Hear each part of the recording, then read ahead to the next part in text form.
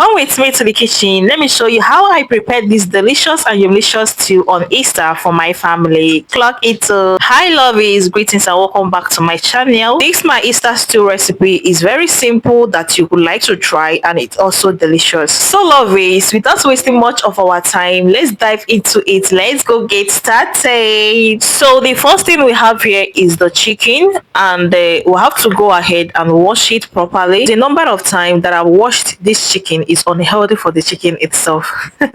If you look closely, you'll notice that the water is not having all this bloody water we wash out from it, because I've washed it countless times and this is the last one. Bear with me lovies, I was not able to show all the ingredients I used before I start cooking, but as I'm adding them inside the pot, I'll tell you what and what that I use. So it's time to season the chicken. I poured it inside the pot that I'll be using.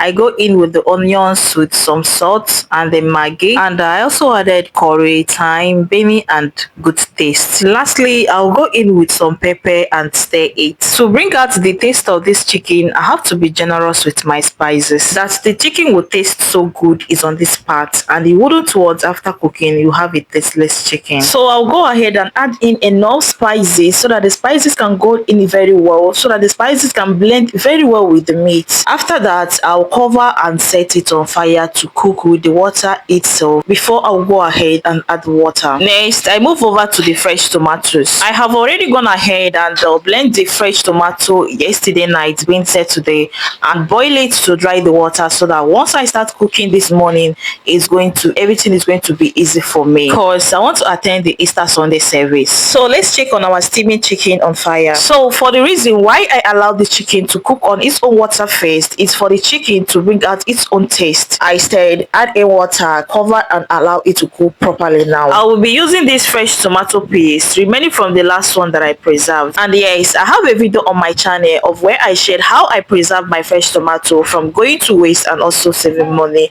So don't wait to check it out, it might interest you. So tell me, what is Easter stew without making it so unique? So I'll be adding in these green beans and carrots. I went ahead and cut it and set it aside. So lovies, bear with me, this stew I prepared it since Easter Sunday, but just editing and posting it now.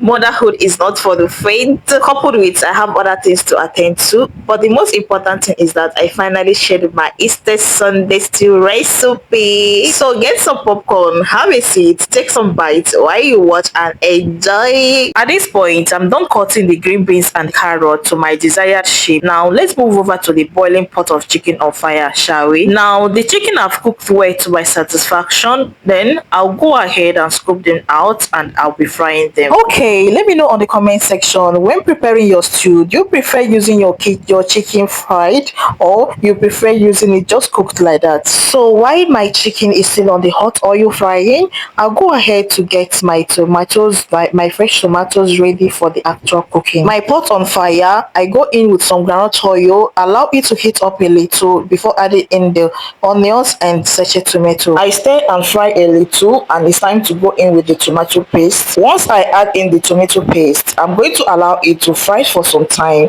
but I'll come time to time to stir it so that it won't get burnt. And here is our not too fried chicken. I don't like my chicken too fried and too dry, so I just fry it a little and I move over to the tomato on fire. Then I go in with the chicken stock water and I started adding the pounded items that I pounded.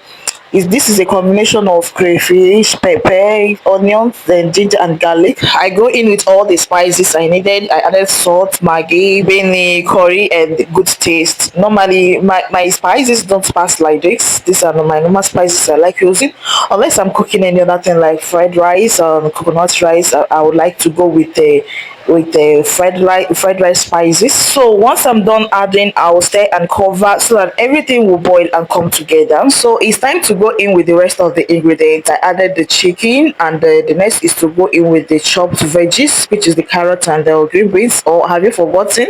And the last I'll be going in is the curry leaf. I like cooking my stew with curry leaf. Okay lovies, if you have watched up to this moment, you're a bestie, and if you're a returning subscriber, you know that you're always welcome. If you are just coming across my channel for the first time, you are highly welcome. And if this what interests you, don't forget to give the video a thumbs up and also subscribe to my channel so that you don't miss on my next video. At this point, I am done cooking and we will be pairing this stew with white rice and some fried plantain. Look at this stew now. This was so delicious.